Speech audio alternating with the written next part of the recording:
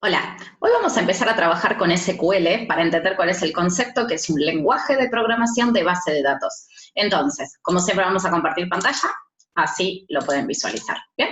La idea es la siguiente. El SQL, que es en realidad un lenguaje de programación, me sirve como lenguaje de programación de cualquier base de datos. No se tienen que olvidar esto.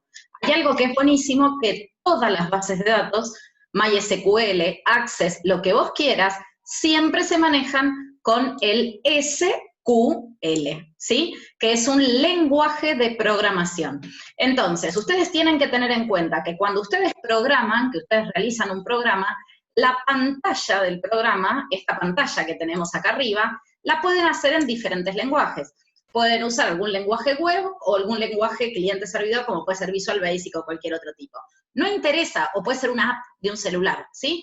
Lo que importa es que cuando ustedes tienen botones dentro de esa pantalla y en el botón dice agregar para agregar un nuevo cliente o modificar para modificar algún nuevo cliente, siempre esa información se actualiza en la base de datos, sin importar cuál es la base de datos, porque yo puedo estar utilizando Access, puedo utilizar MySQL o cualquier otro tipo de base de datos, siempre, pero siempre, y es la ventaja, se escribe en SQL. O sea, hay un único lenguaje que maneja las bases de datos. Entonces, vamos con dos conceptos bien básicos y bien sencillitos. Cuando nosotros tenemos una base de datos, tengo a nivel tablas, si yo quiero eliminar definitivamente una tabla, o sea, que ya no exista más toda la tabla entera con todos los datos, utilizo lo que se denomina drop table. El drop table borra toda la tabla completa, ¿bien?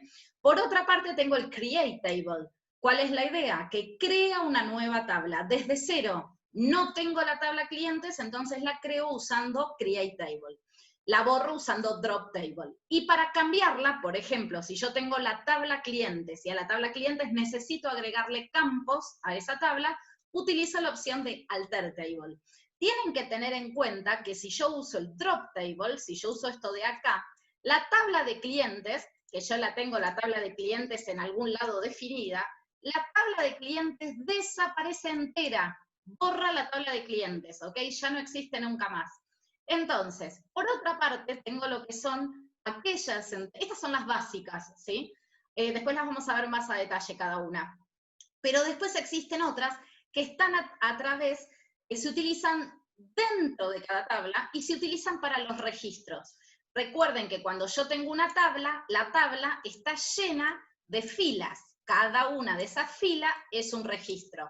Entonces, si yo utilizo dentro de SQL, utilizo un insert, es para agregar una nueva tabla, una nueva fila en la tabla. Si yo utilizo la opción de delete, es para eliminar una fila que tengo en la tabla, pero el resto quedan, ¿entienden? Y después tengo el update, que sirve para modificar. Por ejemplo, yo necesito modificar un dato que está acá. Utilizo el de update. Y el select es para visualizar. El select sirve mucho cuando nosotros en realidad tenemos en una tabla, tenemos muchas columnas. O sea, nosotros la tabla tenemos con información cargada de un montón de cosas. Imagínense que yo necesito ver esta columna y el resto no quiero verlas.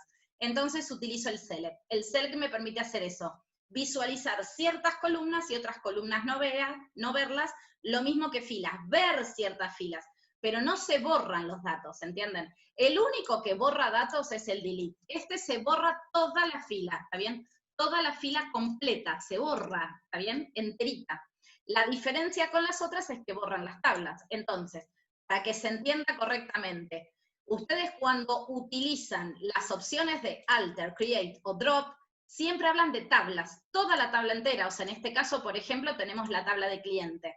Si yo quiero eliminar la tabla de clientes completa, que es muy raro que lo quieran hacer, o sea, quiero que esto desaparezca completamente, utilizo la opción de drop table, ¿sí? Eso me va a borrar automáticamente todo. Ahora, si yo en realidad lo que quiero es eliminar un solo registro, ven este, por ejemplo, este que es EMA, la quiero borrar a ese cliente. Entonces, ese registro se borra con la sentencia SQL delete. Después, cada una de estas que fuimos viendo recién, Cada una de estas tiene una estructura específica que lo vamos a ver después en otro tutorial. Esto es para que se entienda a nivel general cuáles son las estructuras más comunes de SQL. Bueno, nos vemos en otro tutorial y hasta luego.